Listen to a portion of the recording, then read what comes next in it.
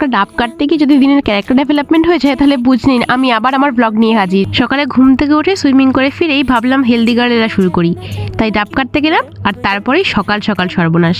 হাত থেকে কাচের স্ট্রটা পড়ে একেবারেই চুরমার, মানে আমার লাইফে পিস কম প্লট টুইস্ট বেশি। যাই হোক, সামহাও ডাবের জল খেয়ে উঠে স্নান করে বুদ্ধদেবকে ফুলের জল দিলাম। আজ মা কালীর মূর্তিতেও পুজো দিয়েছি।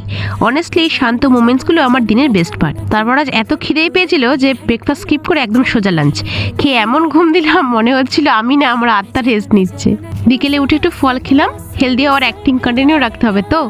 তারপর সন্ধ্যাবেলা পড়তে বসেছিলাম, যদিও 10 মিনিট পড়া আর 30 মিনিট ডেট ড্রিমিং হয়েছে, আলাদা কথা সেটা। রাতে ডিনার করে খেলাম মুসলি আর ইয়োগার্ট। আজ থেকে ঠিক করেছি এই রাতে আর ভাত খাবো না। এখন দেখা যাক এই মোটিভেশন 2 দিন টেকে নাকি 2 ঘন্টা। তারপর গল্প শুনতে শুনতে দিনটা শেষ করলাম। লাইফটা খুব পারফেক্ট না, but this tiny moments make it feel soft and beautiful sometimes. আচ্ছা, সবাই ভালো থেকো, আবার কাল দেখা হবে। টাটা সবাইকে।